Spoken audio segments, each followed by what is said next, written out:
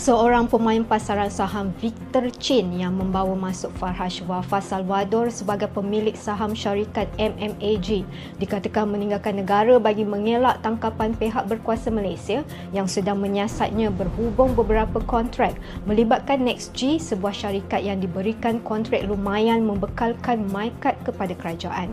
CNA berkata hubungan antara Victor dan Farhaj mula merosot, mendorong Chin untuk mencari pembeli lain bagi rangkaian syarikatnya.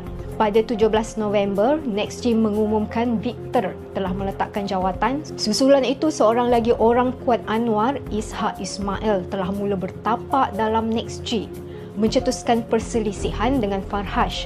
Menurut laporan itu, ia memetik sumber yang berkata Ishak telah mengambil alih 25% kepentingan dalam NextG bernilai 300 juta ringgit.